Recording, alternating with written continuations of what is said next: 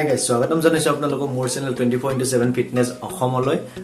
যদি আপোনালোকে চেনেলটো এতিয়াও সাবস্ক্ৰাইব কৰা নাই তেনে আপোনালোকে সাবস্ক্ৰাইব বাটনটো ক্লিক কৰি দিয়ক আৰু ইয়াৰ কাষত থকা বেল আইকনটো দবাই দিয়ক যাতে মই যেতিয়া health related fitness related video upload কৰিম আপোনালোকে নটিফিকেশন পাই থাকে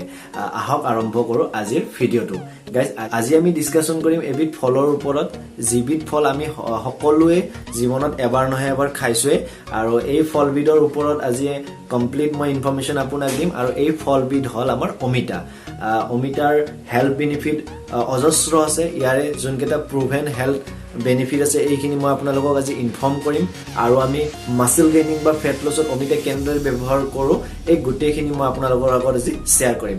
প্ৰথমে জানি লও হক অমিতাৰ নিউট্ৰিশনাল ফেক্টখিনি যেতিয়া আমি 100 গ্ৰাম ৰ অমিতা ব্যৱহাৰ কৰো পকা অমিতা যেতিয়া আমি 100 গ্ৰাম ব্যৱহাৰ কৰিম তেতিয়া আমি 100 গ্ৰামৰ পৰা ক্যালোৰি পাম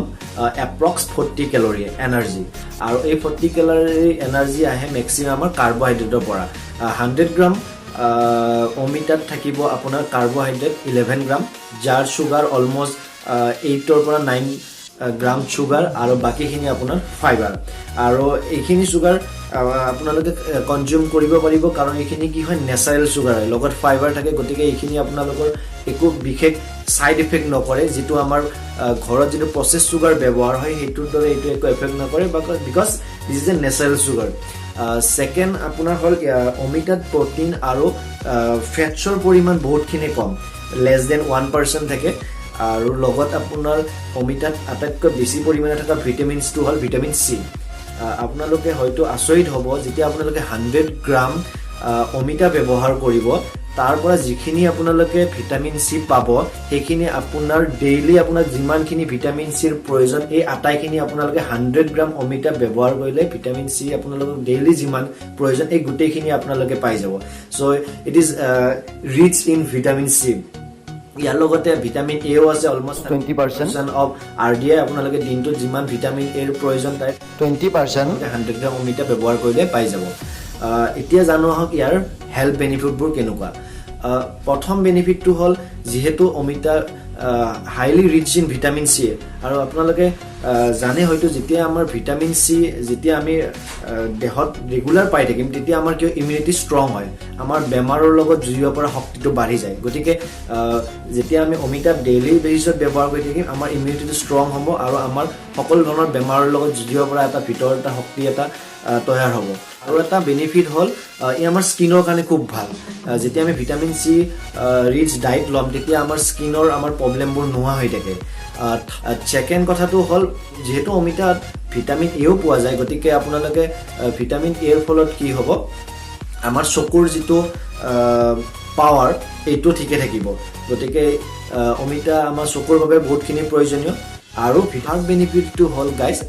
অমিতাত কোনো কোলেষ্ট্ৰল নাথাকে আৰু কোলেষ্ট্ৰল যেতিয়া আমাৰ কোনো ডায়েটত নাথাকিব তেতিয়া কি আমাৰ হাৰ্টৰ বাবে অতিকৈ বেনিফিচিয়েল 9 নম্বৰ প্ৰপাৰ্টি হল অমিতাত প্ৰচুৰ পৰিমাণে এন্টিঅক্সিডেন্ট পোৱা যায় আৰু যাৰ ফলত কি হয় আমাৰ দেহত যেতিয়া ফ্ৰী ৰেডিকেল প্ৰস্তুত হ'ব ফ্ৰী ৰেডিকেল ই প্ৰিভেন্ট কৰে প্ৰস্তুত হ'ব নিদিয়ে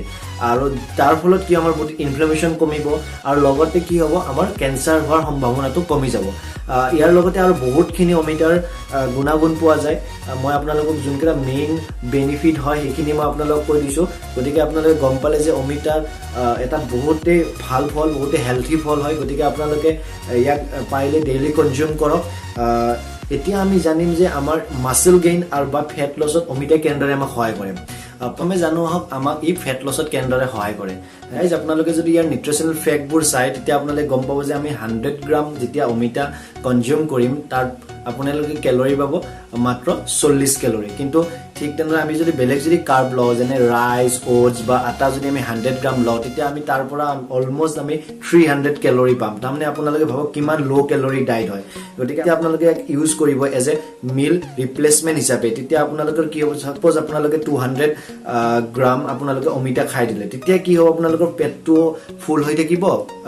আপোনালোকৰ ভোকটো কমি থাকিব লগত আপোনালোকে কি হ'ব ক্যালোৰিটো আপোনালোকে কমকে কনজিউম কৰিব দুইটা কামে হৈ গল আপোনালোকৰ যেটো ভোকৰ এপিটিটো ই কমাই দিব খোৱাৰ পিছত আৰু তাৰ লগতে আপোনালোকে কি হ'ব বডিটো কমকে ক্যালোৰি পাই থাকিব গতিকে আপোনালোকৰ ফেট লছত ই বহু পৰিমাণে হেল্প কৰিব সেকেন্ড কথাটো হল আমি মাসল বিল্ডিংত ইয়াৰ কেনেদৰে ব্যৱহাৰ কৰিব পাৰো গাইজ যেতিয়া আমি মাসল বিল্ডিং কৰিম তেতিয়া আমি কি হয় প্ৰটিন আমি ইনটেক বেছিকৈ ল'ব লাগে আৰু যেতিয়া আমি প্ৰটিন ইনটেক বেছিকৈ লওঁ আমাৰ আৰু এটা সমস্যা আহিছে যে আমি দেহটোৱে ইয়াৰ প্ৰটিনটো আমাৰ এবজৰ্ব কৰিব পাৰিছে নাই তাৰ ফলত কি হয় আমাক বহুতখিনি আমাক তাৰ বাবে কি লাগে এনজাইম লাগে আৰু অমিতাৰ এটা এনজাইম আছে যি প্ৰটিন ব্ৰেকডাউন কৰে সেই এনজাইমটো হ'ল পেপেইন গতিকে যেতিয়া আপোনালোকে মাসল বিল্ডিঙৰ সময়ত প্ৰটিন ৰিচ ডায়েট যেনে মাংস কণী মাছ এইবোৰ যেতিয়া আপোনালোকে খাব তেতিয়া কি হ'ব আমাক এনজাইমৰ প্ৰয়োজন হ'ব আৰু তাৰ লগত যদি আপোনালোকে অমিতা যদি ব্যৱহাৰ কৰে আপোনালোকৰ কি হ'ব প্ৰটিন এবজৰ্পশ্যনটো ভাল হ'ব আৰু তাৰ ফলত কি হ'ব আপোনালোকৰ মাসল গ্ৰোথ অতি সোনকালে আৰু ভালকে হ'ব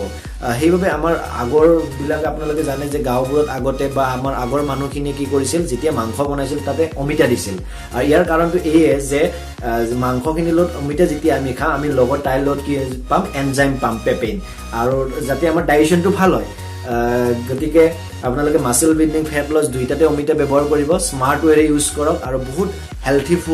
ফ্ৰুট হয় গতিকে আপোনালোকে পাৰিলে ডেইলি এইটো ব্যৱহাৰ কৰক নিজৰ ডায়েটত